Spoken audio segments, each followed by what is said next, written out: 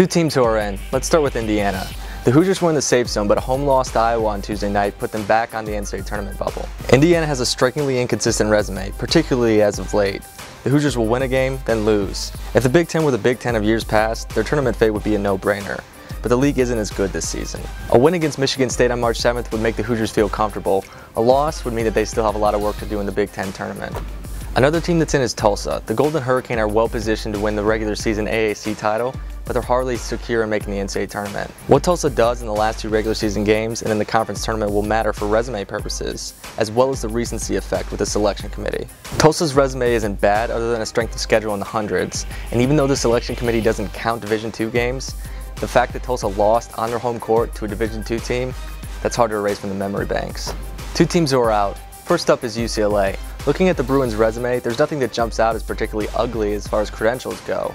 There are just a lot of losses, and some of those have been blowouts. UCLA's biggest problem currently is its schedule. There's not a lot of room to make up ground. The Bruins play USC Wednesday night, and a win doesn't exactly bulk up the profile. UCLA is just falling victim to the Pac-12's bottom shelf. The Bruins have an RPI of 52 and a strength of schedule of 23, but they really need to stage a deep run in the Pac-12 tournament to go dancing. As strange as that sounds, that's the situation this program is in. Another team that's out is Connecticut. It's March and the defending champions are rallying.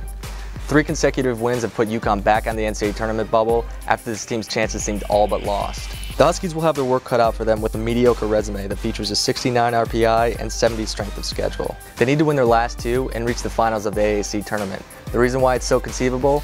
The tournament's played on UConn's home court. Not a bad red carpet for a bubble team. Georgetown's victory against Butler Tuesday night not only put them into a tie for second place in the Big East standings, but it also moved them from a number 7 seed to a number 6 seed. The Hoyas have a strong profile and a group that could make some noise in the NCAA tournament. Devontae Smith-Rivera can take over games, and he'll be a candidate to become a March star. If you're looking for a game to watch on Wednesday night, Miami at Pittsburgh is a safe bet.